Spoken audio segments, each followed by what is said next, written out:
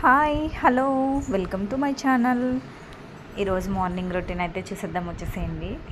As usual early morning లేవగానే hot వాటర్తో మన డే స్టార్ట్ అవుతుంది కదా, సేమ్ హాట్ వాటర్ పెట్టుకున్నాను. ఈరోజు నిమ్మకాయలు అవి ఇంట్లో లేవు, ఉన్ని సబ్జా సీడ్స్ అయితే వేసుకుని హాట్ వాటర్ తాగేసినాను. ఇంకా రైస్ కూడా కడిగి పెట్టుకున్నానండి. ఈరోజు పిల్లలకి స్నాక్స్ వచ్చేసి స్వీట్ పొటాటో పెడదామనేసి పొట్టు తీసుకుని సన్నగా కట్ చేసుకుని దాంట్లో కొంచెం బెల్లం వేసి కొంచెమే వాటర్ యాడ్ చేసుకుని లో ఫ్లేమ్లో ఉడికించుకోవాలండి. బాగుంటుంది. ఎవరైనా ఇలా ట్రై చేయకపోతే ట్రై చేయండి. ఆ పిల్లలకి డైలీ ఒకటే రకంగా పెడితే తినరు కదా, ఇలా డిఫరెంట్గా ట్రై చేస్తూ ఉంటే తింటూ ఉంటారు. ఇంక ఇట్లా అయిపోతుంది. తినడానికి బాగుంటుంది, చూడడానికి కూడా బాగుంటుందండి. ఇంకా రైస్ కూడా అయిపోయింది. ఈరోజు టిఫిన్ వచ్చేసి గుంట పొంగడాలు అయితే వేస్తున్నాను. దానికి పిండి అయితే మిక్స్ చేసుకుంటున్నానండి. మా వీడియో నచ్చినట్టయితే లైక్ చేయండి, షేర్ చేయండి, సబ్స్క్రైబ్ చేయడం మాత్రం మర్చిపోవద్దు. ప్లీజ్ సబ్స్క్రైబ్ చేసుకోండి అబ్బా. ఇంక ఈరోజు కర్రీ వచ్చేసి శనగపప్పు అండ్ మిల్ మేకర్ కర్రీ అయితే చేస్తున్నానండి.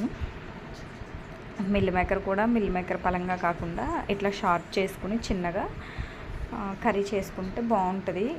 ఇట్లా మిల్ మేకర్ టైప్లో చేసుకునే కర్రీ వేరే ఫ్లేవర్ ఉంటుంది, ఇట్లా షార్ప్ చేసుకునే కర్రీ వేరే టేస్ట్ కింద ఉంటుంది. ఎప్పుడు ఒకలానే ట్రై చేయకూడదు కదా, కొత్తగా ట్రై చేస్తూ ఉండాలి. ఇంకా ఆనియన్ ఫ్రై చేసుకున్న తర్వాత మనం షార్ప్ చేసుకున్న మిల్ మేకర్ యాడ్ చేసేసుకుని కొంచెం అల్లం వెల్లుల్లి పేస్ట్ కూడా యాడ్ చేసుకోవాలి.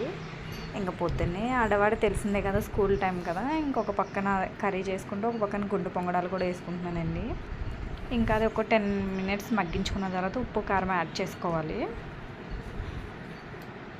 ఉప్పు కారం యాడ్ చేసుకున్న తర్వాత ముందుగా మనం శనగపప్పు అయితే బాయిల్ చేసి పెట్టుకుంటాం కదా, అది వాటర్తో సహా వేసుకోవాలి.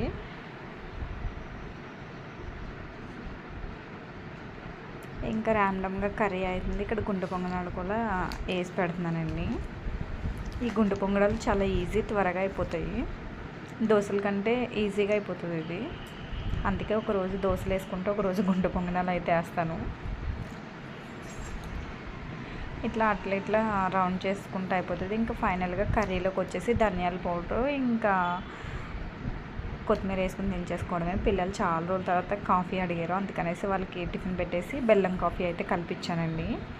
ఇంకా లంచ్ బాక్సులకి రైస్ కూడా కలిపి పెట్టేస్తున్నాను. పిల్లలు ఇంకా కాఫీ తాగుతున్నారు. ఇక్కడ మా హస్బెండ్ కూడా టిఫిన్ చేస్తున్నాడండి.